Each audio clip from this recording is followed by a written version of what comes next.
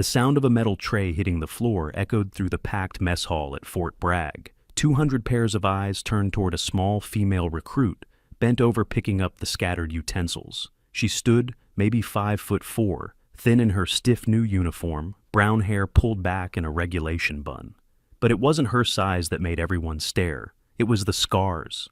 They ran from her neck down her right arm, long trails of pale pink and silver white, some thick as rope, others branching like tree roots. Under the harsh fluorescent lights of the mess hall, they seemed to glow against her skin. "Yo, check it out!" A voice boomed from the corner table where the elite male recruits sat. Frankenstein's bride just joined the army. Laughter erupted, not quiet chuckles, loud, brash, rolling laughter that filled the entire cafeteria. The girl, her name tag reading Reeves, didn't look up. Just set the tray on the counter, hands trembling slightly. The server behind the line avoided eye contact, quickly spooning food onto her plate. "Seriously, what happened?" Another recruit called out. "You lose a fight with a lawnmower." More laughter. A few people shook their heads uncomfortable, but nobody spoke up. Reeves took her tray turned around. Her shoulders were small, head bowed low. Everything in her body language screamed, "Don't look at me. Don't notice me." A drill sergeant 3 tables away glanced up from his meal, observed but didn't intervene. And nobody, not one person in that room of 200, knew that in the next 20 minutes, this cafeteria would become the starting point of a story, told and retold at Fort Bragg for years to come. Nobody knew that those scars told a tale even the hardest drill sergeants had never lived through. They were about to understand how wrong they'd been. Reeves found a table in the far corner, sat alone. The fluorescent lights hummed above her. Around the mess hall, conversations resumed, but glances kept sliding her way. Whispers, pointing. She kept her eyes down, methodically eating every movement precise, despite the attention. At the corner table, Marcus Caldwell, 6'2", with a quarterback's build, leaned back in his chair. Son of a colonel, he carried himself like he owned the place. "I give her 3 days before she drops out. She looks like she'd cry if you yelled at her." His crew laughed. David Park, the tech genius type with wire-rimmed glasses, nodded. "Bet she's only here because of some diversity quota. No way she makes it through the full 8 weeks." Jessica Torres, athletic and sharp-featured from a West Point family, added with a smirk. "Girl looks like she survived a blender accident. What makes anyone think she can handle combat?" Rodriguez, stocky and aggressive, pounded the table. $50 says she quits by Friday." Marcus stood his chair, scraping loud against the floor. "Let's find out." He walked toward Reeves's table, his crew following. The mess hall quieted, sensing confrontation. Drill Sergeant Haynes, a hardened infantry veteran in his mid-30s, watched from his position, but made no move to intervene. Marcus stopped in front of Reeves's table, towering over her. "This section's for real soldiers, sweetheart. Maybe try the kids' table." Reeves looked up for exactly 1 second. Her eyes were a cold, clear blue, completely empty of emotion. Then she looked back down at her plate. The lack of response seemed to irritate Marcus more than any comeback would have. David Park stepped forward. "He's talking to you. It's rude not to answer." Still nothing. J.J. Torres laughed a sharp sound. "Maybe she doesn't speak English, or maybe those scars go deeper than skin. Brain damage." A few recruits at nearby tables shifted uncomfortably. Private Tommy Chen, barely 18 with a baby face, half stood from his seat. "Yo, leave her alone, man." Marcus wheeled on him. "You her boyfriend, both of you, look like you need mommy to fight your battles." Tommy's face flushed red, but he sat back down. Reeves set down her fork, slowly, deliberately. Her movements had an odd quality, controlled in a way that didn't match her apparent vulnerability. She folded her napkin into a perfect square 4 corners, exactly 90 degrees, the kind of precision that came from muscle memory, military precision. Marcus leaned down, hands on the table. "Seriously, what's the story? Car crash, meth lab explosion. We're all dying to know what made you look like a horror movie extra." Reeves stood, picked up her tray. She was tiny compared to Marcus, barely reaching his shoulder. For a moment, everyone expected her to run. Instead, she met his eyes again, held his gaze for 3 full seconds. Then she spoke, voice low and even. "Tomorrow, 0600, shooting range." Marcus blinked, surprised. "What? You want to know if I belong here. Tomorrow, shooting range, 0600. Her voice had no emotion, just statement of fact. A grin spread across Marcus's face. Oh, she talks all right. Boys, spread the word. Tomorrow we get a show. He turned to the mess hall, raising his voice. Everyone hear that Scarface here thinks she can shoot. Laughter and whistles filled the room. Phones came out, texts flying. Within minutes, the entire company would know. Reeves walked past Marcus toward the exit. Despite the mockery, her posture was perfect. Shoulders back, head high, stride measured. She didn't rush, didn't shrink, just moved with an economy of motion that seemed almost practiced. Private Sarah Mitchell, quiet and observant at a middle table, watched Reeves leave. Sarah had been an EMT before enlisting. She knew trauma when she saw it, and something about those scars, the pattern of them didn't look like an accident. She narrowed her eyes, thoughtful. Rodriguez slapped Marcus on the back. Dude, $50 says she doesn't even show up tomorrow. David pulled out his phone. I'm in. This is going to be hilarious. Drill Sergeant Haynes shook his head, muttering to Sergeant Keiko Tanaka, who just entered. Gonna be a long 8 weeks for that one. Tanaka, a sharp-eyed female drill sergeant in her early 30s, watched Reeves's retreating back. Maybe, maybe not. You see something I don't? Did you notice how she moved, how she stood? Tanaka's voice was quiet. That's not civilian bearing? Haynes shrugged. Probably watched too many military movies. But Tanaka kept watching the door where Reeves had disappeared, a crease forming between her brows. Something about the way that recruit carried herself triggered recognition. The automatic straightening of shoulders when attention was drawn, the measured, efficient movements, the way her eyes had scanned the room in systematic sweeps cataloging exits and potential threats.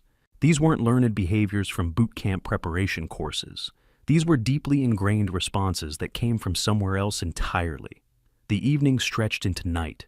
In the female barracks, Reeves lay on her bunk in the darkness, staring at the ceiling. Around her, other recruits whispered and gossiped. She heard her name mentioned repeatedly, accompanied by speculation and cruel jokes.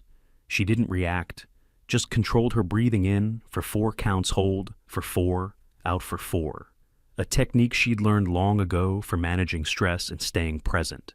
Sarah Mitchell occupied the bunk 2 spaces down. She watched Reeves in the dim light, filtering through the windows, noted the rigid control, the absolute stillness. That wasn't the posture of someone sleeping. That was the alertness of someone on watch. Sarah had seen it before in trauma patients who couldn't fully relax, even in safe environments. The body remembering danger long after the mind tried to forget. Hey, Sarah whispered, quiet enough that only Reeves could hear. You okay? A pause, then, fine. Look, I don't know your story and I'm not asking, but if you need someone to talk to, I'm here. I was an EMT before this, seen a lot of stuff. Nothing shocks me. Reeves turned her head slightly, acknowledging the offer. Thanks, I'm good. Sarah nodded, let it drop, but she filed away the interaction for future reference. Sometimes people needed help before they knew how to ask for it. Across the base in the male barracks, Marcus lay awake as well. His conscience, which he'd successfully ignored during the mess hall confrontation, now gnawed at him. His father had raised him better than that. Colonel Caldwell had always emphasized respect discipline, treating fellow soldiers as brothers and sisters in arms regardless of circumstance. But Marcus had been performing, playing to his audience, establishing dominance in the social hierarchy of basic training. He'd chosen an easy target, someone who seemed weak and isolated, and exploited that weakness for social capital. The realization made him uncomfortable. He pushed it away. She'd accepted the challenge. Tomorrow he'd prove his point on the range, and this whole thing would blow over. Except a small voice in the back of his mind whispered, "What if she doesn't fail? What if you're wrong about her?" He rolled over, pulled his pillow over his head, and tried to sleep. Before we see how this plays out, if you're already hooked by Maya's story and want to see how these cocky recruits learn their lesson the hard way, smash that like button right now. And here's the thing. This story gets wild. We're talking about reveals that'll make your jaw drop, skills that seem impossible, and a twist that'll completely flip everything you think you know. So, subscribe and hit that notification bell because you do not want to miss what happens next. Trust me, the next 15 minutes will be worth every second.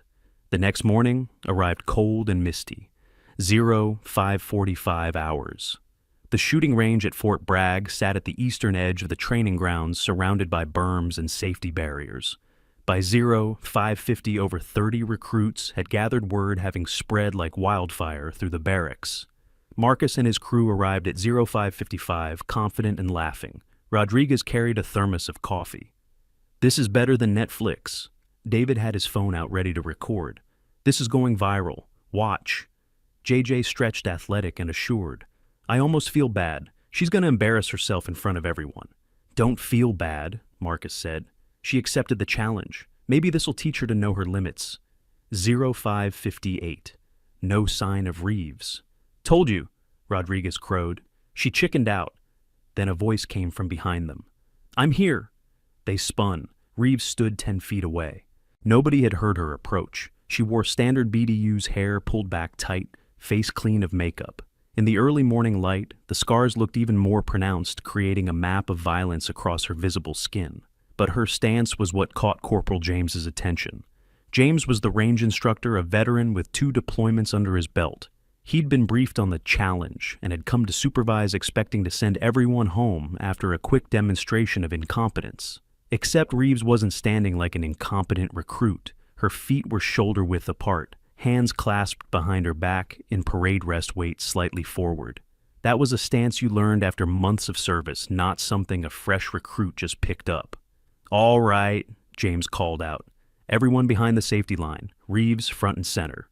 The recruits formed a gallery behind the red line phones, out anticipatory grins on faces. Marcus made a show of taking the front position. James gestured to the weapon table.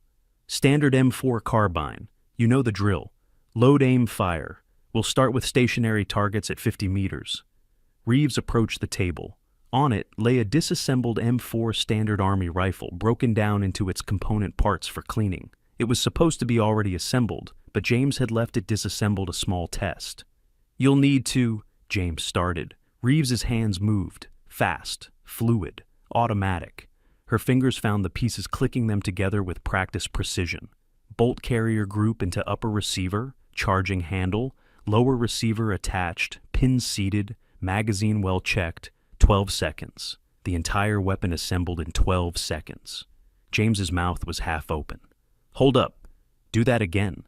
Reeves broke down the weapon without being asked. Disassembly was even faster muscle memory on full display. Then she reassembled it. 18 seconds this time, eyes never looking down, working purely by touch. A murmur ran through the watching recruits. That wasn't beginner speed. That was veteran speed. That was the speed of someone who'd assembled weapons in complete darkness, under fire, with hands shaking from adrenaline and cold. David Park lowered his phone slightly. "Okay, that's faster than regulation time. Who taught you that?"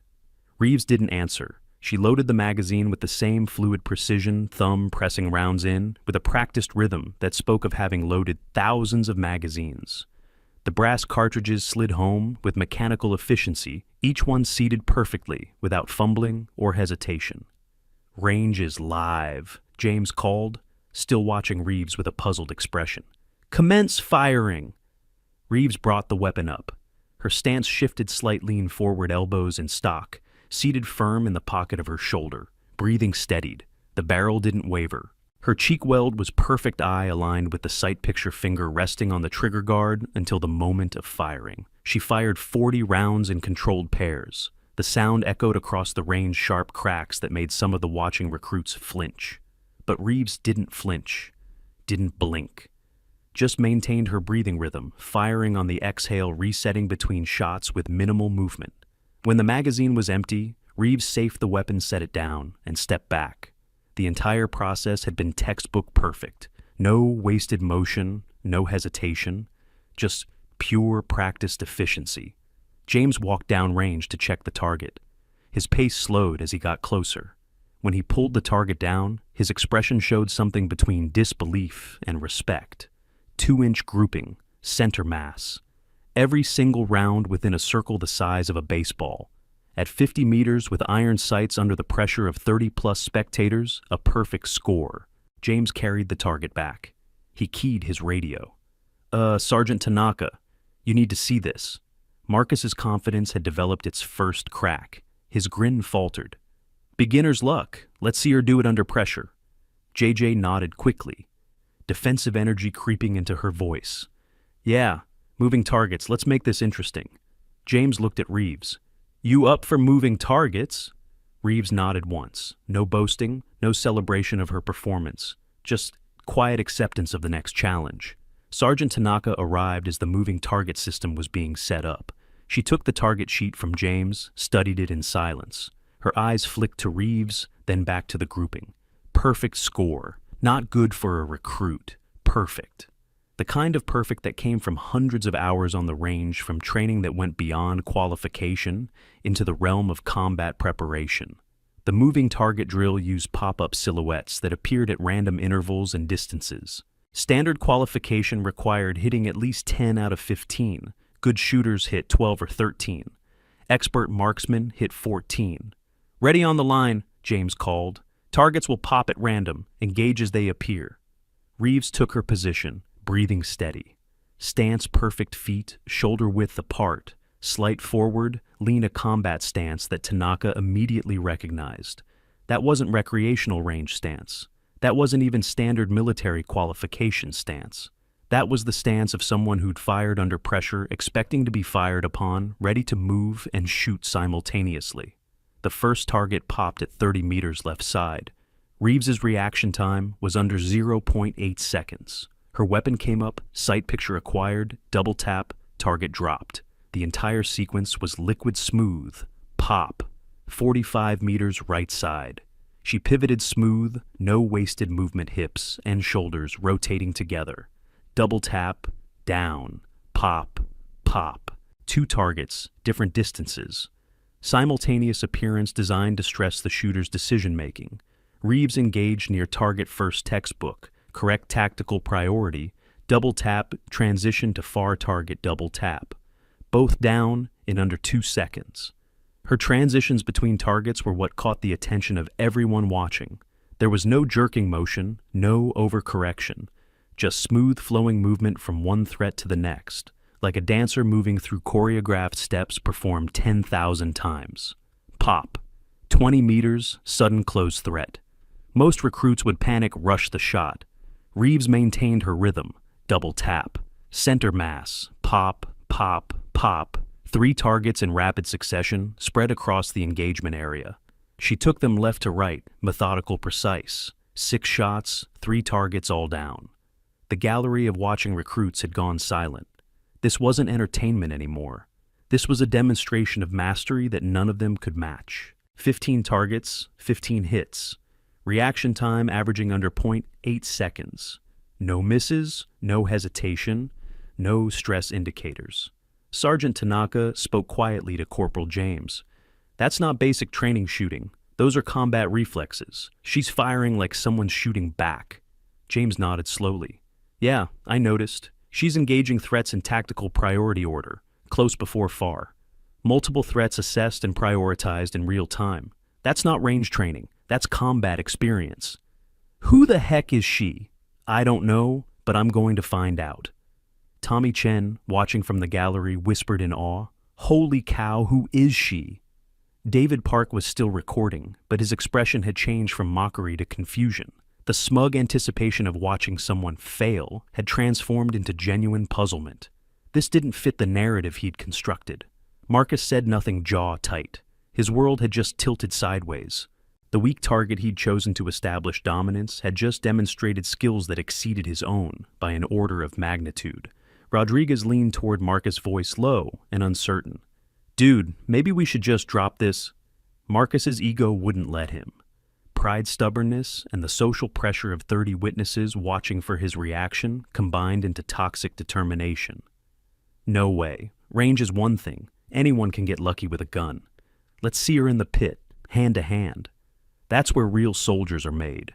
JJ seized on it, desperate to regain narrative control. Exactly. Shooting is just mechanics. Let's see if she can actually fight.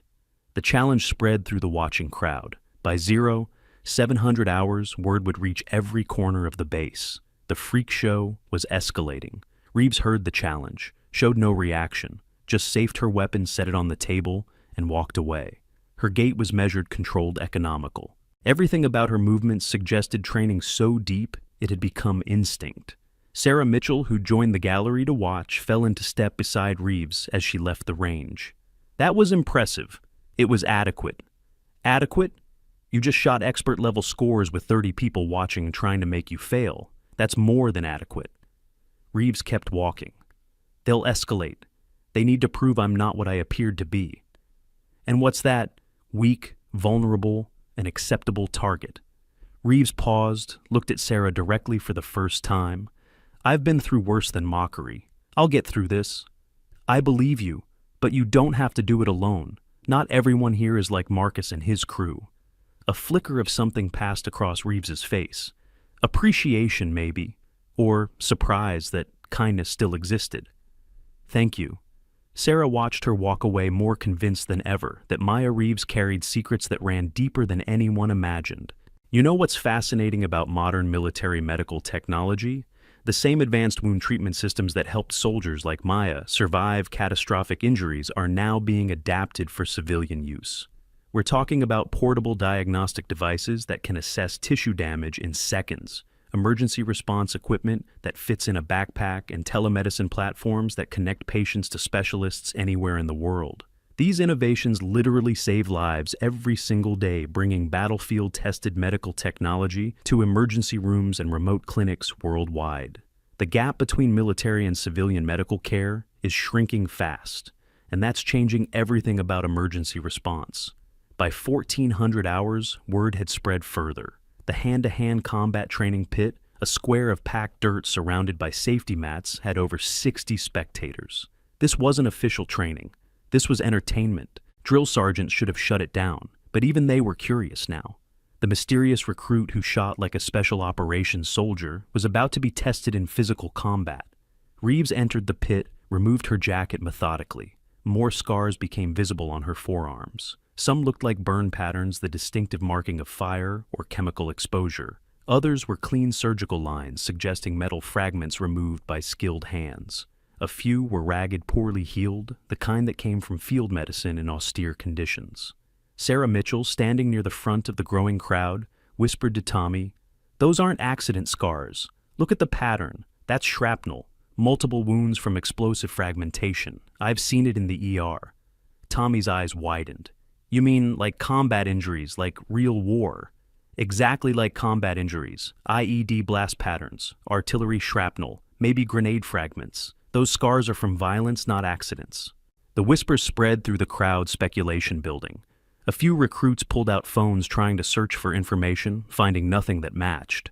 Marcus was already in the pit, rolling his shoulders, shadowboxing to warm up. He had 60 pounds on Reeves and a wrestling background from high school. State champion 2 years running.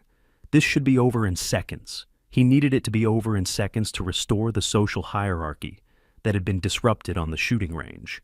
Drill Sergeant Haynes stepped in to referee, still skeptical, despite the shooting demonstration. "Keep it clean. Reeves, you can tap out any time. No shame in knowing your limits." The condescension in his voice was clear. He expected her to fold. Expected Marcus to demonstrate the natural order of things, where size and strength determined outcomes. "Ready?" Haynes looked between them. "Begin!" Marcus lunged forward fast for his size, going for a double-leg tackle. Standard wrestling approach: use weight and strength to overwhelm the opponent, take them to the ground, where size advantage multiplied. Reeves sidestepped. Minimal movement, just enough. No panic, no wild scrambling, just pure efficiency. Her feet moved in small, precise steps that kept her balanced and mobile. Marcus grabbed for her arm, trying to establish control. She flowed out of the grip like water, using his momentum against him. Aikido principle: redirecting force rather than opposing it, turning an attacker's strength into their weakness. He spun, frustrated by the lack of contact, came in again, with hands reaching. This time, she didn't evade. She moved inside his reach fast, as a striking snake elbow strike to the solar plexus, controlled but firm enough to make impact. Marcus's breath whooshed out in a surprised grunt. Before he could recover, her knee came up into his thigh, targeting the nerve cluster that would temporarily deaden the leg. Textbook Krav Maga. the Israeli combat system designed for quick neutralization of threats. Marcus went down on one knee, gasping, his leg buckled from the nerve strike. 8 seconds. The entire exchange had taken 8 seconds from begin to opponent on the ground. The crowd erupted. Phones were everywhere, dozens of angles capturing the moment. Shouting disbelief chaos rippling through the 60-plus spectators. This wasn't supposed to happen. The natural order had been violated. Sergeant Haynes stared, his certainty shattered. "Where the heck did you learn that?" Reeves extended a hand to Marcus, helped him up. Respectful, no gloating, no triumph in her expression. Just the calm professionalism of someone who'd done this 1,000 times and understood that defeating an opponent didn't require humiliating them. Marcus took her hand, face burning red. Pride wounded deeper than his body. The nerve strike pain would fade in minutes. The social damage would last much longer. Private Diaz, who'd been Marcus's friend since day one of basic training, stepped forward hesitantly. "Hey, that was really impressive. I'm sorry about the mess hall thing yesterday." Reeves nodded but didn't speak. She picked up her jacket, started to walk away, maintaining the silence that had become her signature. J.J. Torres, defensive and desperate to regain social footing, called out. Her voice carried an edge of desperation. "Okay, fine, she can fight. Doesn't mean she can lead or think tactically. Fighting's just muscle memory. Any trained monkey can throw punches. Strategy takes actual brains." David seized on it, analytical mind, searching for a metric where they could still claim superiority. "Tomorrow, tactical planning exercise in the classroom. Let's see if she's got the intelligence to match the reflexes. Real soldiers need to think, not just react." The crowd murmured agreement, already looking forward to the next test. The spectacle had become addictive. What other secrets did the scarred recruit hide? Reeves paused at the edge of the pit, looked back over her shoulder. For just a moment, something flickered in those blue eyes. Not anger, not triumph. Something colder, calculation, assessment, like a chess player seeing 10 moves ahead and realizing the opponent didn't even understand the game being played. She walked away without responding, leaving the crowd to speculate and plan. Sergeant Tanaka followed at a distance, caught up to her out of earshot of the others. Reeves, medical bay, now, mandatory check after combat training. It was policy, and also an opportunity. Tanaka had questions that needed answers. The pieces weren't fitting together. Fresh recruit with combat-level shooting and hand-to-hand skills, extensive scarring, consistent with battlefield injuries, military bearing that came from years of service, not weeks of basic training. Something was very wrong with the official story. The medical bay was quiet, sterile, smelling of antiseptic and bandages. Medic Stevens, a calm man in his 30s, with the patient demeanor of someone who'd seen everything, gestured for Reeves to sit on the examination table. "Just routine? Any injuries from the match?" "No, sir." Stevens began the standard post-combat check. Pulse, blood pressure, range of motion in all joints. But his eyes kept returning to the scars. The extensive pattern of them, covering her arm's neck, and based on what little he could see at the collar, likely much more beneath the uniform. "These are old injuries," he said carefully, professionally. "May I ask how you received them?" "Rather not talk about it, sir." "I'm not asking for gossip, medical record purposes." He examined a particularly nasty scar on her forearm, tracing the pattern with experienced eyes. The wound had healed in layers, suggesting deep penetration. "These are military-grade injuries. IED blast pattern, shrapnel wounds causing radial scarring. What unit were you with?" Reeves's face remained neutral, but something shuddered behind her eyes. A door closing. "I wasn't in a unit, sir." Stevens made notes in her file, clearly not believing her, but not pushing. Years of military medicine had taught him that some soldiers carried burdens they couldn't share, information locked behind classification levels, and trauma too deep for casual conversation. He flagged the file with a note. "Injury patterns consistent with combat trauma. Recommend further evaluation. Possible prior service record discrepancy." When Reeves left, Stevens immediately copied the file and sent it to Sergeant Tanaka with a message, "You need to see this. Something's not right." Sergeant Tanaka went straight to her office, closed the door, and logged into the military personnel database. She typed in the search parameters, Maya Reeves, female age 27. Yes, multiple results appeared, the system pulling from the vast database of current and former military personnel. Maya Reeves in logistics at Fort Hood, Maya Reeves in signals at Fort Gordon, Maya Reeves in administrative services at the Pentagon, and one result flagged in red with restricted access indicators, classified, special access required. Tanaka tried to open the file, permission denied. She needed higher clearance than a drill sergeant's security level. The classification coding suggested special operations or intelligence compartmentalization. She picked up her phone, dialed the personnel security office at division headquarters. Yeah, I need clearance verification on a recruit in my company. Maya Reeves, currently in basic training, Company B 3rd Battalion. Her files showing classified restriction, and I need to know why. The voice on the other end was bureaucratic bored. I'll have to submit a formal request. Could take 48 to 72 hours for review and approval. Make it faster. Something's not right here. This recruit has skills and injuries inconsistent with her official record. I need to know what I'm dealing with. I'll mark it priority, but I can't promise anything faster than 48 hours. You know how these things work. Tanaka hung up, frustrated. She opened the restricted file screen again, stared at the red classification banner. What was a special access program doing hiding in her basic training company? That night in the barracks common area, the atmosphere was strange.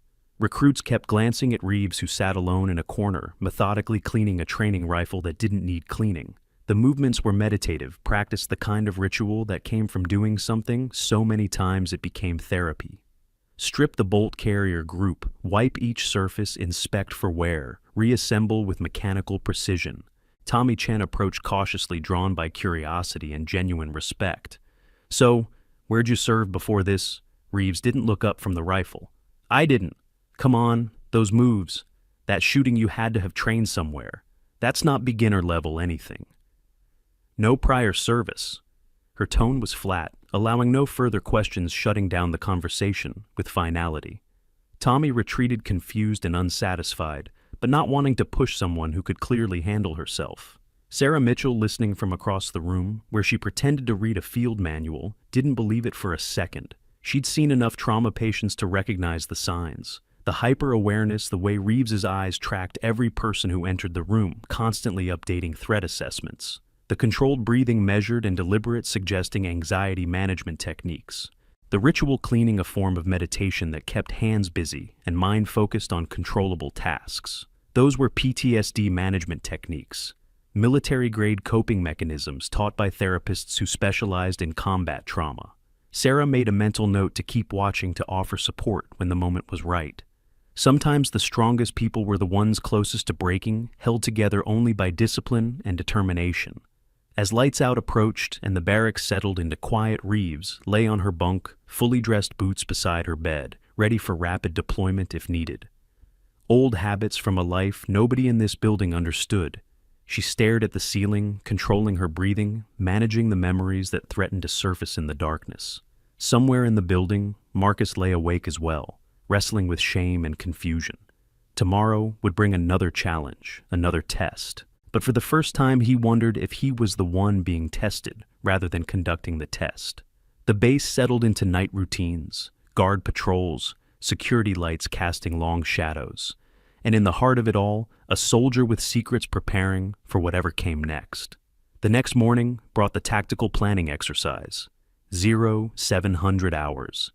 Captain Reynolds, the company commander, a stern man in his early 40s, with the bearing of someone who'd seen combat and come back, supervised the classroom portion of training. Today's scenario: defensive perimeter establishment in hostile territory. Real-world application of principles that could mean the difference between life and death, downrange. Teams of 5. Reynolds announced, his voice carrying authority earned through experience. You'll be given a map showing terrain features, a threat assessment, and a resource list. Your mission: design a patrol base that can withstand enemy contact for 72 hours while waiting for extraction. You have 90 minutes. Begin. The teams were assigned, whether by coincidence or deliberate design from an instructor who'd heard about the mess hall incident. Reeves ended up grouped with Marcus David JJ and Rodriguez, forced cooperation with her antagonists, an exercise in both tactical planning and interpersonal dynamics.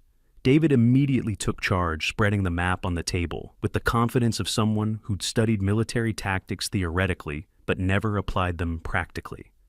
Okay, standard patrol base setup according to the field manual, machine gun position here for overwatch of the main approach. Observation posts on these two high points to provide early warning. Ammunition cache in the center for equal access from all fighting positions. Sleeping areas arranged in shifts for 24-hour security coverage. It was textbook. Competent enough for a training exercise. Exactly what the field manual would suggest for a conventional patrol base.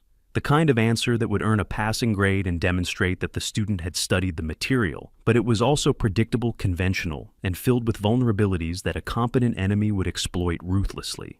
Reeves studied the map in silence for 30 seconds, her eyes tracing contour lines, elevation markers, terrain features that others glanced at but didn't truly see.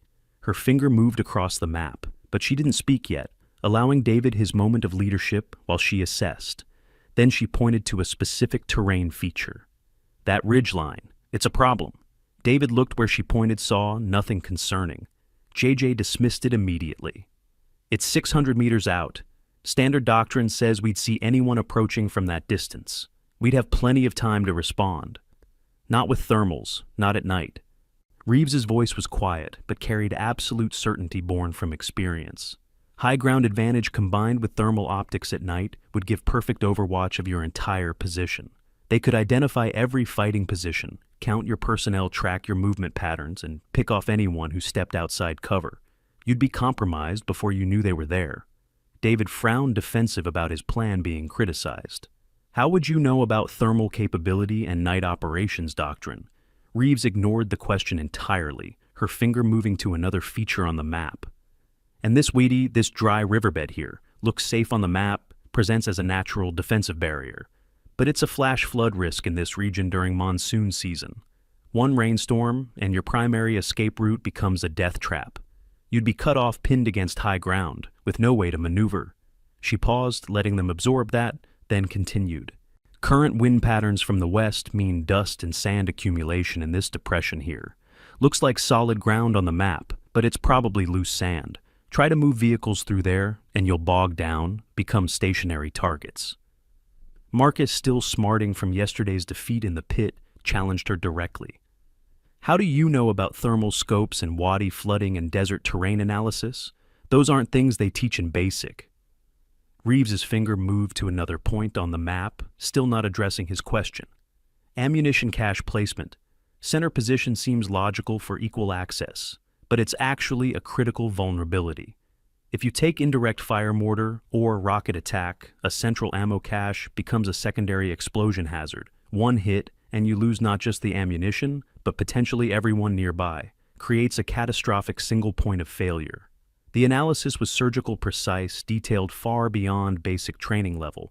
This was the kind of thinking that came from actual combat experience, from having made these mistakes or seen them made from operations where poor planning resulted in casualties rather than low grades.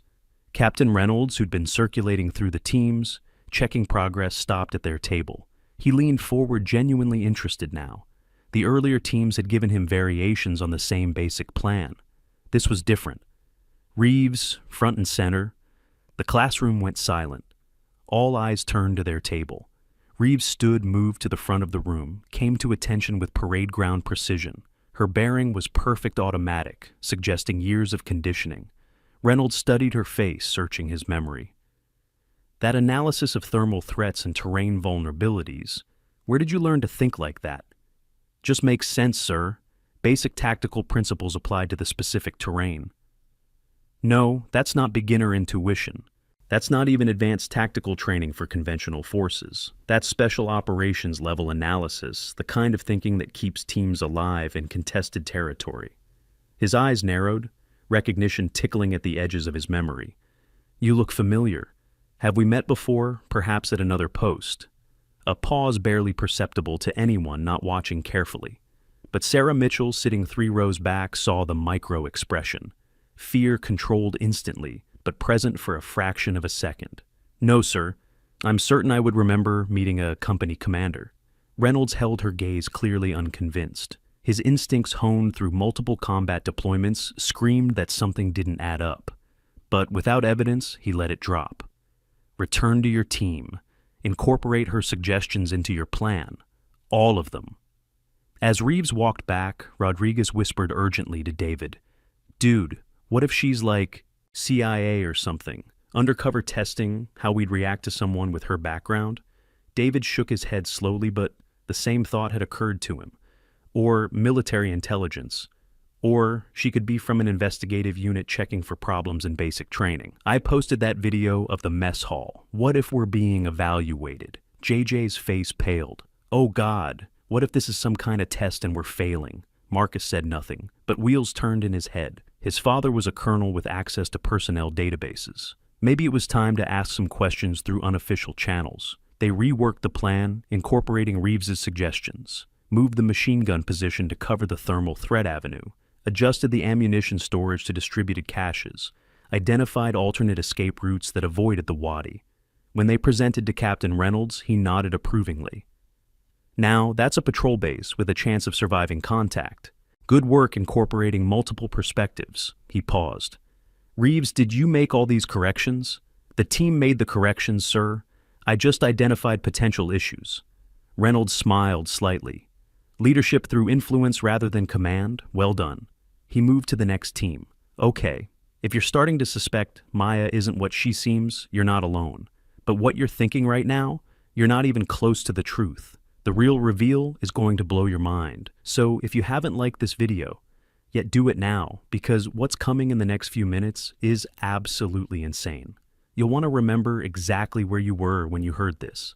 That afternoon, the entire company was ordered to the obstacle course for final weekly evaluation. It was a formal event important enough that visiting officers would be present to observe recruit progress and assess training effectiveness. Among the visitors, General Frank Morrison, a 2-star general, on an inspection tour of Fort Bragg training facilities, accompanied by his aide and several staff officers. He stood near the viewing platform discussing training methodology with the battalion commander, but his attention was partially on the recruits forming up. He'd started his career as a lieutenant in special operations. He knew what trained soldiers looked like, and he enjoyed watching the transformation from civilian to warrior. 200 recruits formed up at the start of the course. The obstacle course at Fort Bragg was legendary, notorious for breaking spirits and bodies. 30-foot cargo net requiring upper body strength and courage.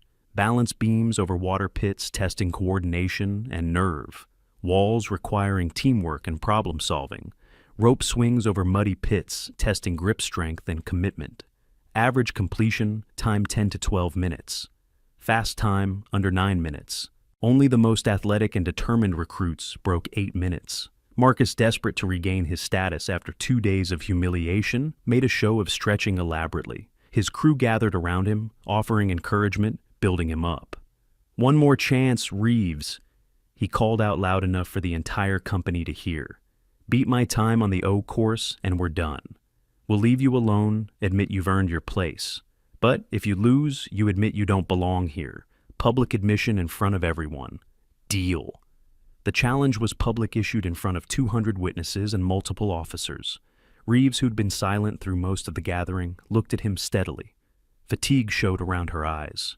A week of being tested, challenged, isolated, and harassed was wearing even on her considerable resilience. The constant vigilance required to maintain her cover story was exhausting. But she nodded once. One short, sharp nod of acceptance.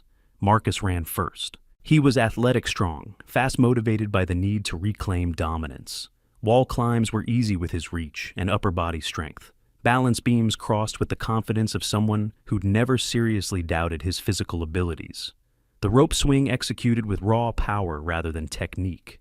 He pushed hard breath, coming in gasps by the end, but crossed the finish line at 8 minutes and 45 seconds. Excellent time. The crowd cheered. Marcus jogged back, barely winded after a minute of recovery. "Your turn, Scarface. Try not to cry when you fall off the cargo net." Reeves approached the start line, drew one deep breath, held it for 4 counts, released it slowly for 4 counts. Centering technique, preparing mentally as much as physically. "Begin." Drill Sergeant Haynes called, stopwatch clicking. She ran. Not rushed, not frantic, smooth, efficient. professional pace that suggested energy conservation and long-term planning. At the first wall, she pulled herself up one-armed while securing the rope with her other hand, simultaneously an advanced technique that showed core strength and training far beyond basic level. Rope swing next. She caught the rope swung across and landed in a rolling motion, but not an athletic roll designed to dissipate momentum. A tactical roll shoulder to opposite hip, coming up on her feet in a fighting stance with hands ready. The kind of roll you did when you expected to come up shooting, when landing meant immediate action rather than celebration. Several of the watching officers noticed. General Morrison's attention sharpened. He'd seen that roll before in special operations training and combat footage. That was a tactical movement, not an obstacle course technique. Balance beam over water. Most recruits crossed carefully, arms out for balance testing each step. Reeves crossed at near-run speed, arms barely moving, core control. Perfect, the balance of someone who'd crossed worse obstacles under worse conditions. Someone who'd moved across damaged structures, collapsed bridges, narrow ledges where falling meant death, rather than wet clothes. At 6 minutes, she was ahead of Marcus's pace. The crowd noise increased, a mixture of excitement and disbelief. Phones came out everywhere, everyone wanting to capture the moment. Then, the cargo net. 30 feet of rope mesh, wet from earlier rain, usually climbed slowly for safety. Reeves attacked it aggressively, climbing fast hand over hand, feet, finding purchase automatically. 2/3 up her foot, slipped on the wet rope. She caught herself immediately, professional reflexes preventing the fall, but the stumble cost her momentum and rhythm. Her arms shook, muscles fatigued from a week of constant physical challenges and inadequate recovery time. Marcus, watching from below with his crew, saw his chance to break her. "Choke just like you'll choke in real combat. You're not built for this." Rodriguez joined in, voice carrying across the field. "Give up, Scarface. You don't belong here. Go home to mommy." JJ added her voice. "You're embarrassing yourself. Everyone can see you're about to fail." Reeves hung there for a moment, arms trembling from fatigue and the awkward position. For the first time all week, genuine uncertainty crossed her face. Exhaustion. The accumulated weight of constant proving herself against those who'd decided she was less before knowing anything about her. The isolation, the harassment, the never-ending need to maintain perfect control. But she climbed, reached the top through pure determination. Started down the far side, movement slower, now mechanical rather than fluid. Marcus positioned himself at the bottom exit point, physically blocking her path with his larger body. "Too slow. You're done. Admit it." Reeves dropped the last 6 feet, landed in a crouched knees, absorbing impact, came up standing. 8 minutes, 58 seconds. She'd matched his time, almost exactly, missing by only 13 seconds, despite the slip and the fatigue. But Marcus wasn't interested in close calls. He grabbed her shoulder hard, using his size and strength to spin her around, with force meant to intimidate and physically dominate. "Admit it, you're not cut out for RIP." The sound of fabric tearing echoed across the field like a gunshot in the sudden silence that fell. Every conversation stopped. Every movement ceased. 200 people frozen in the moment.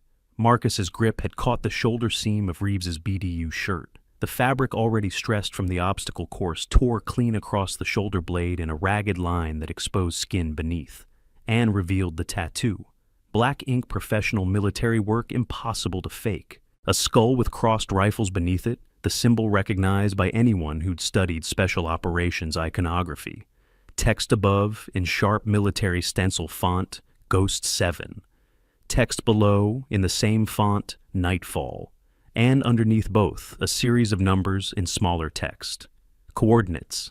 Specific latitude and longitude, marking a place, a moment, a memory carved in skin and blood. 3 seconds of absolute silence across the entire field. 200 people frozen. Even the wind seemed to stop. Time itself paused as brains processed what eyes were seeing. Then Private Diaz, whose father had been a Marine, and who'd grown up on military bases hearing the stories that weren't in official histories, gasped audibly. His voice broke the silence. "Oh my God!" General Morrison, 50 yards away in mid-conversation with the battalion commander, froze mid-sentence. His head snapped toward the obstacle course like he'd heard a gunshot. Toward Maya Reeves. Toward the tattoo now visible to everyone. His face went pale. He knew that insignia, knew what Ghost 7 meant. knew what Operation Nightfall had cost. Sergeant Tanaka's eyes went wide, her hand coming up to cover her mouth in shock. No, no way. That unit was... She couldn't finish the sentence. The implications were too enormous. Marcus still gripped Reeves's shoulder, confused by the sudden silence, by the way every face had turned toward them, with expressions of shock and horror. What? What is it? General Morrison started walking. His stride was purposeful, measured command presence radiating from every movement. The crowd parted without being asked, creating a corridor. Officers came to attention as he passed. Even recruits who didn't know his rank recognized authority when they saw it. He stopped 3 feet from Reeves. His face was unreadable, carved from stone, decades of military discipline, controlling whatever emotions churned beneath. Sarah Mitchell whispered urgently to someone nearby, her EMT knowledge combining with military history.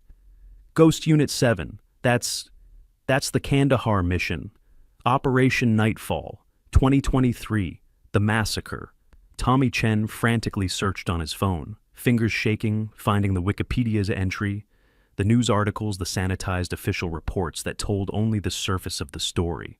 General Morrison came to attention with parade ground precision, raised his hand in the slowest, most deliberate salute of his career. Every eye watched that hand rise, understanding that something monumental was happening. Staff Sergeant Maya Reeves, Ghost Unit 7, Operation Nightfall. His voice carried across the silent field like a pronouncement from on high, each word dropping like a hammer blow. Sole survivor, 14 KIA, 72 hours behind enemy lines, surrounded by hostile forces. 2 magazines remaining, extracted with critical injuries. Silver Star for conspicuous gallantry.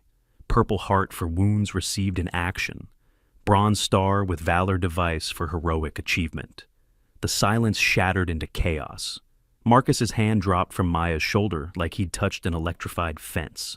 He stumbled backward, face draining from red to white in seconds. His mouth opened and closed repeatedly, no sound emerging. The arrogant quarterback confidence, the entitled son of a colonel, superiority, crumbled into something like existential horror. He'd mocked a decorated war hero. He'd harassed a combat veteran whose achievements exceeded his father's career. J.J. Torres covered her mouth with both hands, tears forming instantly and spilling down her cheeks. She understood now. Every scar, every line of damage across Maya's skin. Battle. Real battle. The kind that killed 14 people and left one person standing through a combination of skill luck and refusal to surrender. The kind that shaped someone into something harder than normal people could understand. David Park lowered his phone hands, shaking violently. I posted, oh God, I mocked a... He couldn't finish the sentence. Bile rose in his throat. He'd turned someone's trauma into entertainment, spread it across social media for likes and laughs. Rodriguez simply collapsed to a sitting position, where he stood head dropping into his hands. All week he'd taunted someone who'd survived hell he couldn't imagine. He'd harassed a soldier who'd done things he'd only seen in movies. The shame was crushing. Drill Sergeant Haynes snapped to attention with such force his heels cracked together audibly. He rendered a salute with parade ground precision, but his face showed deep shame. He'd dismissed her, assumed she was weak based on appearance, let the harassment happen under his watch, failed his duty to protect all soldiers regardless of circumstance. Sergeant Tanaka saluted, tears streaming freely down her face. Ma'am, we didn't know, ma'am. We had no idea who you were. Her voice broke on the last words. Captain Reynolds moved forward, quickly came to attention, saluted with rigid formality. Staff Sergeant, it's an honor to share this field with you. 200 recruits reacted in waves. Some snapped to attention, immediately military instinct overriding shock. Others stood frozen, unable to process the reversal. Still others raised phones, 50-plus cameras now pointing at the tattoo at Maya, at the general's salute. The viral moment crystallized, spreading before it even ended, already being texted and posted and shared across every platform. Tommy Chen stared at his phone screen, voice shaking as he read aloud to those nearby. Operation Nightfall, August 12, 2023. Ghost Unit 7 deployed for high-value target extraction in Kandahar province, ambushed by superior forces. Sustained combat for 9 hours, 14 killed in action, 1 survivor, Multiple decorations for valor, details classified. He looked up, eyes wide. She's a legend. This is real. Sarah Mitchell allowed herself a small, knowing smile tinged with sadness. I knew something was different. The way she moved, the scars, the hyper-awareness. Nobody gets those from an accident. Nobody carries themselves that way without reason. Corporal James spoke to another range instructor, nearby voice hushed with awe and regret. We've been testing a combat veteran like she's a basic recruit. We put her through standard drills when she's done things we'll never see in our entire careers. We failed her. Medic Stevens, standing at the back of the crowd, suddenly connected every piece of the medical puzzle. The scars, 72 hours of sustained combat, IED blast patterns, the torture marks I saw on her back during the exam. She survived that, for 3 days while her team died around her, and we let them mock her for it. Private Anderson, a young female recruit with wide eyes and dreams of serving, stared at Maya like seeing a superhero materialize from a comic book. This was possible. A woman could do this, could survive this, could be this. The impossible became real in that moment. Sergeant Major Price, a senior NCO in his 50s, standing at the far edge of the crowd, came to attention with slow, profound respect. He'd been at Fort Bragg when news of Operation Nightfall came through the classified channels. He remembered the casualty report. 15 sent in. 1 came out. 14 flag-draped coffins. 1 survivor so broken she spent 18 months in medical rehabilitation. The worst loss Ghost Unit had taken in a decade of covert operations. The atmosphere of the training field transformed completely. What had been an evaluation ground, a place of competition and hierarchy and proving oneself, became something else entirely. Sacred space. Memorial ground. The place where truth finally broke through layers of deception and assumption.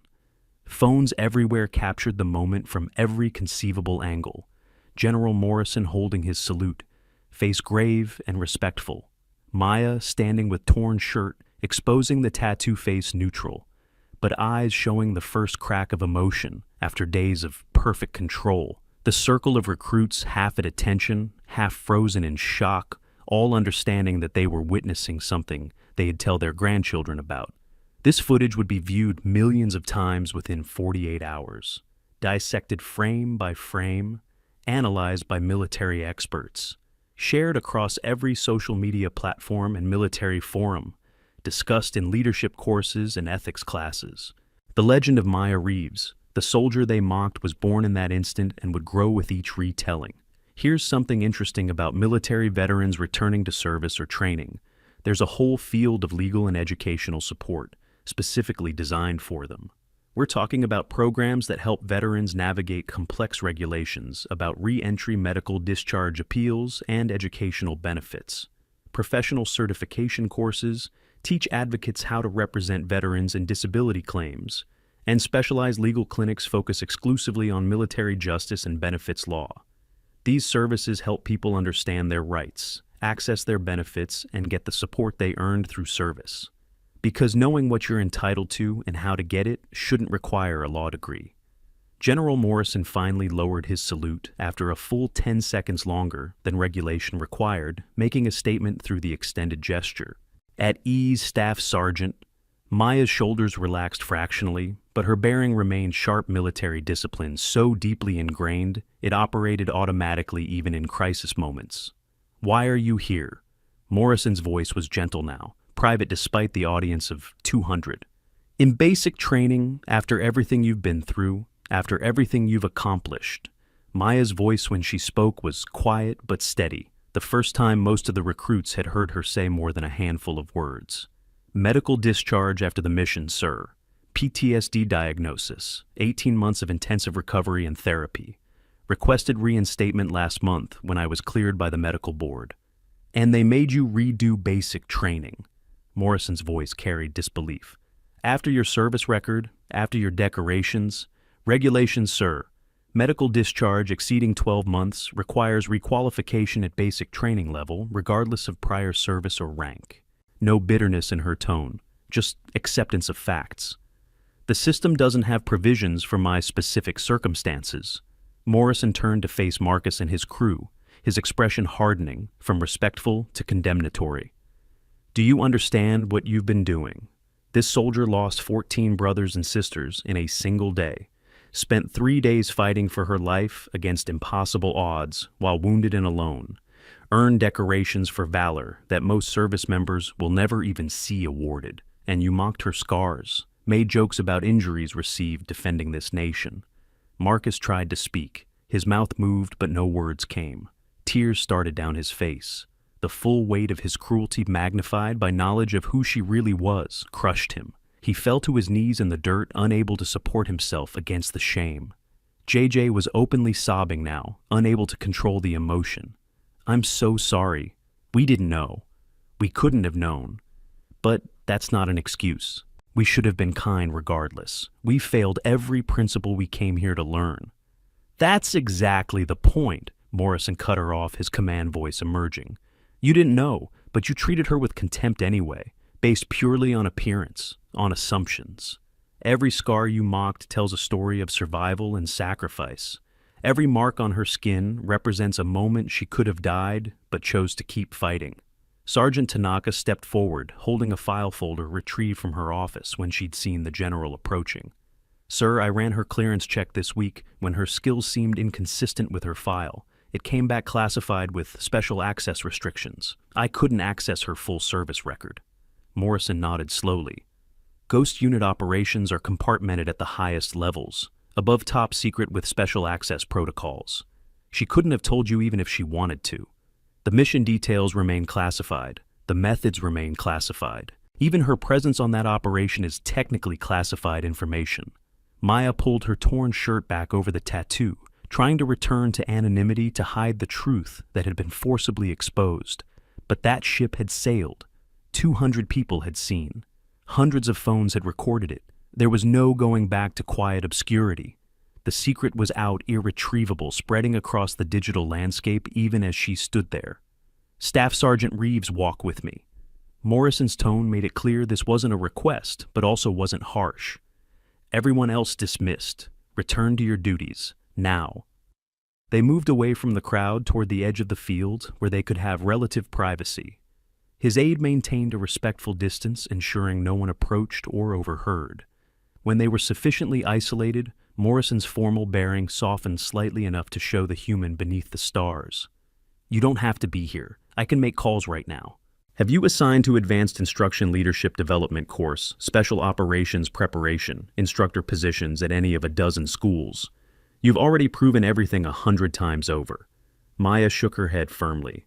"No, sir. I need to do this right. Start fresh. Prove to myself I can still—" Her voice broke slightly, the first real vulnerability she'd shown in days of perfect control.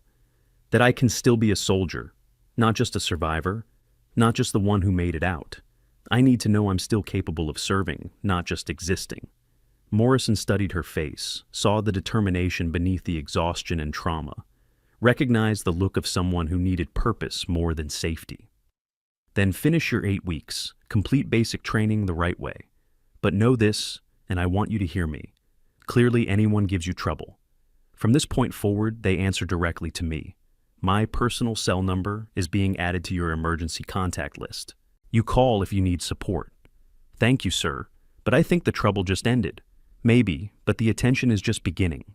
This is going to spread. National news probably. You'll be famous whether you want it or not. Can you handle that?" "I handled 72 hours in hell, sir. I can handle being famous." Morrison smiled slightly, the first warmth he'd shown. "Fair point." He paused, choosing his next words carefully. "And, Maya, your team would be proud. You survived when they didn't. You kept fighting when most would have surrendered. You're still fighting. That's what they died for. So, you could have a future. Don't waste it by giving up now." A single tear tracked down Maya's cheek, cutting through dust and sweat. The first emotion she'd allowed herself to show publicly in the entire week of harassment and testing. "I hope so, sir. I hope they'd be proud. It's the only thing that keeps me going some days." Morrison saluted again, crisp and formal. "It's an honor to serve in the same army as you, Staff Sergeant. Welcome home." She returned the salute parade ground, perfect, the gesture carrying weight and meaning beyond the mechanical movement. He walked away, leaving her standing alone at the edge of the field. But not alone for long. Tommy Chen approached first hesitant but determined, driven by genuine respect and the need to acknowledge his earlier failure to defend her. "Ma'am, I just wanted to say, you're incredible. Thank you for your service, and I'm sorry for not standing up for you more forcefully when they were harassing you." Sarah Mitchell came next, medical knowledge combining with empathy. "I was an EMT before this. I recognized trauma signs, recognized that your scars weren't from accidents. I should have said something, should have offered support more directly. I'm sorry I waited." Private Anderson, the young female recruit who'd watched the entire week with growing fascination, could barely speak through her emotion. "You're my hero. Everything I thought was impossible, you've proven is real. I want to be like you someday, strong like you." One by one, recruits came. Some offered apologies for their silence during the harassment. Some simply wanted to shake her hand to touch someone who'd done impossible things. Some stood silent, rendering respect through presence rather than words, understanding that some moments transcended language. Maya accepted each one with quiet grace, saying little, conserving emotional energy, but her eyes showed appreciation for the gestures, for the acknowledgement, for the recognition that came too late to prevent the pain, but arrived nonetheless. Marcus approached last after everyone else had gone, when Maya stood alone again, watching the sun set over Fort Bragg. He came to attention, rendered a proper salute, despite them being the same rank nominally. "Ma'am, there's nothing I can say that makes this right. No apology sufficient for what I did, what I said, how I treated you." Maya returned the salute, studied his face, saw genuine remorse, not just fear of consequences. "You were ignorant, cruel from ignorance combined with the need to establish social dominance. It's a common pattern in group dynamics. That doesn't excuse it. No, but it explains it. Explanation isn't justification, but it's a starting point for change." She paused. "The question is whether you learn from this, whether you become better. That's what determines if your cruelty was meaningless or became a catalyst for growth. I want to learn. I want to be better. Would you consider teaching me real tactics, combat skills, the things they don't teach in basic? I know I don't deserve it, but report 0500 tomorrow. Bring your crew. We train together." Relief flooded Marcus's face, so intense it was almost painful to witness. "Thank you, ma'am. You won't regret this. I swear." "I better not." He left, and Maya was finally alone. She walked to the cargo net, the obstacle that had triggered everything, and stared up at the 30 feet of rope mesh that had torn her shirt and exposed her secret. She should feel angry, should feel violated by the forced revelation, but instead she felt lighter. The weight of secrecy, of pretending to be someone she wasn't, lifted slightly. The hiding was over. She could stop performing weakness and just exist. Sergeant Tanaka found her there as darkness fell. "You did good today, Reeves. Better than good. You handled an impossible situation with grace. I didn't have much choice. You always have choices. You chose not to retaliate when they harassed you, chose not to report them formally, chose to teach instead of punish. Those were all choices, and they were the right ones. Will there be consequences? For the security breach, for the classified information exposure? General Morrison is handling it. The classification is being reviewed. Given the circumstances, I doubt anyone faces serious repercussions. Sometimes the truth needs to come out, regulations or not." They stood in comfortable silence, watching stars emerge in the darkening sky. Finally, Tanaka spoke again. "I looked up Operation Nightfall. Not the classified parts, just what's public record. I can't imagine what you went through, what you survived." Maya said nothing, staring into the darkness. "But I'm glad you're still here, still fighting, still teaching. The Army needs people like you, people who understand the cost. Some days I wonder if I should be. Still here, I mean. Those days are exactly why you need to be, because you understand how precious this is, how easily it can be lost. That wisdom matters. That perspective saves lives." Tanaka headed back toward the office building, leaving Maya alone with the night and her thoughts. That evening, word spread beyond Fort Bragg. The videos hit social media, spread, virally jumped from platform to platform. Military forums exploded with discussion. News outlets picked up the story. By midnight, Ghost Unit 7 was trending nationally. Maya's phone, which she'd left in her locker, filled with missed calls and messages. Some from former teammates' families reaching out to connect with the sole survivor. Some from media outlets requesting interviews. Some from military leadership extending support and offers. She ignored all of it. Instead, she lay on her bunk in the quiet barracks, finally allowed some peace. Around her, other recruits gave her space, understanding that heroes needed solitude sometimes more than celebration. Tomorrow would bring new challenges, media attention, official inquiries, the complexities of being suddenly famous. But tonight she just breathed controlled and steady and allowed herself to exist without performing. All right, we're about to get to the moment that changes everything. Before we do, hit that subscribe button if you haven't already. Because stories like this, real military mysteries, incredible reveals hidden identities. This is what we do here, and what you're about to witness. This is the kind of scene that gets talked about for years. Let's get into it. The next 4 weeks transformed everything.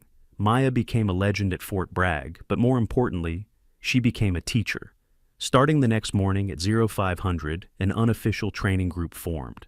Marcus JJ, David Rodriguez, and a handful of other motivated recruits met with Maya an hour before official PT. She taught them CQB principles, how to move through structures, clearing rooms, covering angles, tactical movement that kept you alive when bullets flew, how to read terrain, not just for observation, but for cover concealment avenues of approach and escape. She was demanding, accepting no excuses, pushing them harder than the drill sergeants did. But she was also patient, explaining the why behind every technique, the lessons paid for in blood by soldiers who would learn the hard way. In combat, you don't have time to think, she told them during one session, her voice carrying the weight of experience. Your training has to be so deep, it's automatic. When bullets fly, you fall back on what's been drilled into muscle memory. So we drill until it's unconscious. JJ asked during a water break, how do you stay calm when everything's chaos and people are dying? Maya paused, choosing words carefully. You accept that you might die. Once you truly accept that, really make peace with it, fear becomes manageable. Not gone, never gone, but managed, controlled. You can function through it instead of being paralyzed by it. The training built camaraderie faster than any official program could. They covered each other's weaknesses, pushed each other's strengths, and slowly, organically, forgiveness replaced resentment. Shared purpose erased old conflicts. By week 6, the group functioned as a genuine team. They moved together, thought together, anticipated each other. Marcus, who'd started as Maya's primary antagonist, became one of her strongest advocates, defending her fiercely whenever anyone questioned why a decorated veteran was in basic training. Sergeant Tanaka observed these sessions from a distance, reported to Captain Reynolds regularly. She's turning them into a cohesive unit, real leadership emerging, not the kind you can teach, the kind that comes from within. Reynolds nodded, impressed. Natural teacher, combat veteran who survived the impossible and came back to serve. We need more people like her in instructor roles. Week 8 arrived. Final evaluations. The entire company would be tested on every skill learned during basic. Physical fitness tests, weapons qualification, tactical knowledge, land navigation, first aid. The culmination of 2 months of transformation from civilian to soldier. Maya scored highest in company history across every metric. Perfect weapons qualification, fastest obstacle course time by a full minute. Highest written test scores, maximum physical fitness scores. But she took no satisfaction in individual achievement. That wasn't the point. Marcus's group scored in the top 10% collectively. Remarkable improvement from where they'd started transformation, from antagonists to competent soldiers. When the results were posted, Marcus found Maya during evening formation. We couldn't have done it without you. You changed everything for us. You did the work. I just pointed the direction. No, you showed us what real strength looks like, what leadership actually means. We came here thinking we knew, but we were children playing soldier. You showed us the reality. Graduation day arrived with ceremony and formality. General Morrison returned specifically to present awards, accompanied this time by several other high-ranking officers who'd heard about the legendary recruit. The entire company formed up in dress uniforms, families filling the stands, cameras rolling for official record and proud relatives. Morrison took the podium, his voice carrying across the field with command presence. Today we recognize those who've completed basic training, but more than that, we recognize growth, change, the transformation from civilian to soldier. Some transformations are more dramatic than others. He called names, presented certificates, offered congratulations. When he reached Maya, he paused deliberately, letting anticipation build. Staff Sergeant Maya Reeves, not only highest scores in company history across every evaluation metric, but also recipient of the Distinguished Graduate Award for Leadership Character and Extraordinary Contribution to Unit Cohesion. Applause erupted, sustained and genuine. Maya stepped forward, accepted the certificate, and the handshake started to step back. But then she did something unexpected, unscripted, unauthorized. She gestured for Marcus, J.J. David, and Rodriguez to join her on stage. Morrison raised an eyebrow, but allowed it, curious about her intent. Maya spoke, her voice carrying clearly to every corner of the field. These four made serious mistakes at the beginning of training. They were cruel, they harassed, they failed to live up to military values. But they learned, they changed. They worked harder than anyone to transform themselves. That growth, that willingness to acknowledge failure and become better, deserves recognition. Growth matters more than perfection. She insisted they stand with her for the photo, the official graduation photo that would hang in company headquarters. Four former antagonists and the person they had tormented, united now in mutual respect and shared purpose.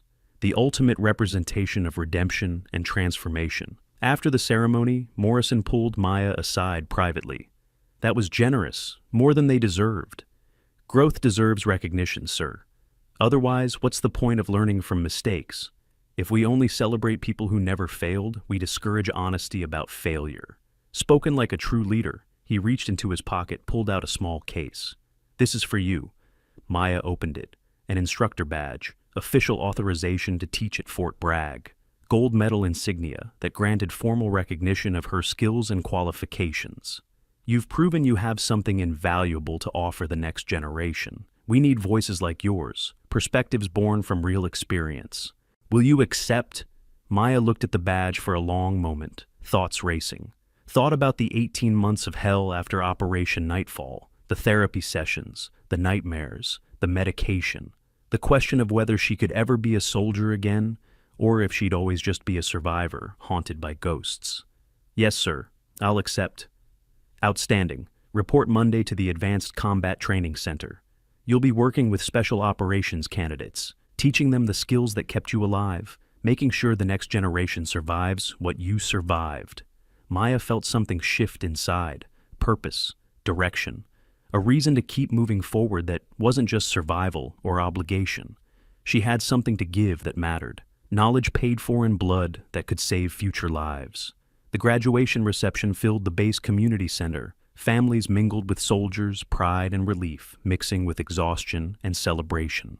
Tommy introduced Maya to his parents, who thanked her earnestly for watching out for their son. Sarah's girlfriend drove down from Virginia, specifically to meet the woman Sarah had talked about non-stop for 8 weeks. Private Anderson brought her mother, over a small woman with fierce eyes. Mom, this is Staff Sergeant Reeves. She's the reason I'm applying for Ranger School next year. Anderson's mother hugged Maya without asking permission, tears streaming. Thank you for showing my daughter what's possible. Thank you for being proof that women can do anything. Thank you for surviving when so many didn't. Marcus's father, the colonel, approached with considerably less enthusiasm initially. He had heard in detail what his son had done, the harassment and cruelty. Staff Sergeant, my son tells me you showed him more grace than he deserved. He learned, sir. That's what matters.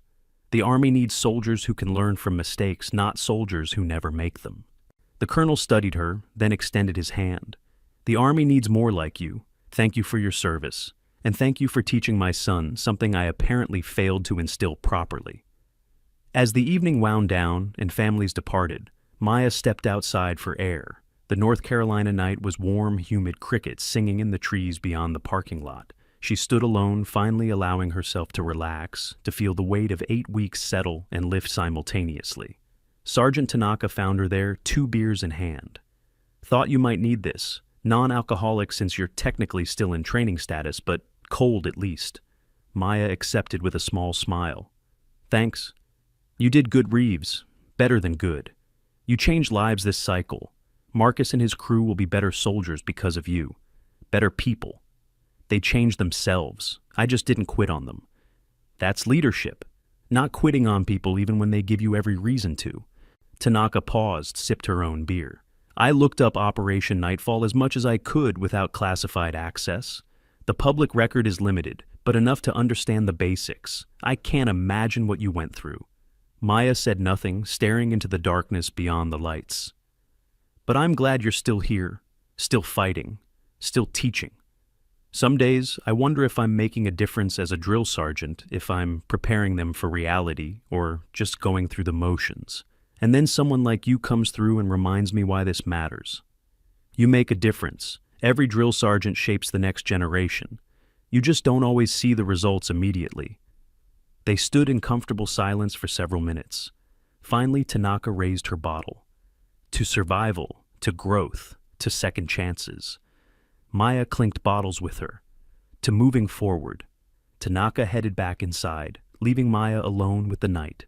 She tilted her head back, looked at the stars emerging in the darkening sky, and allowed herself a moment of peace. Monday would bring new challenges. Teaching special operations candidates meant facing her own trauma, directly revisiting the tactics and decisions that had kept her alive while 14 others died. But tonight she'd earned rest. She thought about her team. 14 faces she'd never forget. 14 voices silenced. 14 families shattered. The weight of being the sole survivor would never fully lift. But maybe she could transform that weight into something useful. Turn survival guilt into teaching excellence. Make sure their sacrifice resulted in future soldiers coming home alive. That night, Maya moved into instructor quarters, a small apartment on base, private and quiet. She unpacked methodically, placing her few belongings with military precision. Photos on the desk. One in particular, she studied for long minutes, fingers tracing faces she'd never see again except in dreams and memories. Ghost Unit 7. 15 people in full combat gear, smiling at the camera before deployment. Taken 3 days before Operation Nightfall. 3 days before everything went wrong. 3 days before 14 of them died, and one survived to carry their memory. She whispered names quietly. Private Ritual, Remembrance. Ghost 7 Alpha, Jordan Martinez. You made the best coffee in any war zone. You'd be proud of what I'm doing. Ghost 7 Bravo, Sarah Kim. You wanted to be a teacher after the Army. I'm teaching now, for both of us. She continued through all 14, honoring each one, promising to live fully enough for all of them. Her phone vibrated on the desk. Unknown number. She stared at the notification hand hovering over it uncertainly, then answered. Reeves. The voice on the line was digitally masked, gender indeterminate, carrying authority. Ghost 7, secure line active. We have a situation. Maya's breath caught. Her grip tightened on the phone. I'm not active. I'm teaching now. Medical discharge status, remember. The asset from Nightfall. He's alive, and he's talking. Claims he has evidence of what really happened. Who set you up? Why 14 soldiers died? We need Ghost Unit expertise to verify his claims and extract him safely. You're the only one left who knows the protocols. The only one he'll trust. Maya's jaw clenched. Her free hand gripped the edge of the desk until knuckles went white. When and where? 0600 tomorrow. Helicopter pickup from Fort Bragg Airfield. Briefing en route. This is voluntary, but I'll be there. Her voice was steel wrapped in ice. For my team, they deserve justice. They deserve the truth about why they died. Acknowledge Ghost 7. Transmission ends. Stay safe. The line went dead. Maya set the phone down carefully, stared at the photo of her team. 15 faces smiling, unaware of the betrayal that would kill 14 of them. Unaware that someone had sent them into a kill zone deliberately. She stood, walked to her closet, pulled out gear she hadn't touched in 18 months. Combat boots, tactical pants, jacket with Ghost Unit patches, the skull and crossed rifles insignia that had been hidden beneath torn fabric, but now represented her publicly. Tomorrow would bring answers, or more questions, or death. But she'd face it standing, fighting, refusing to surrender. Because that's what soldiers did. That's what her team deserved. She looked at her reflection in the window. Behind her reflection in the interplay of light and shadow, she could almost see them. Ghost images of her 14 teammates. Always there, always watching, always reminding her why she kept fighting. Some missions never end. Some soldiers never quit. Some stories are still being written, and Maya Reeves' story, forged in fire and blood and impossible survival, was far from over. If this story got you hooked, we've got dozens more like it. Warriors who were underestimated, secrets that came to light, and justice served ice cold. Check the playlist in the description for more military stories that'll keep you glued to your screen. And, hey, drop a comment telling us what you thought of Maya's reveal. Did you see it coming? Let us know below.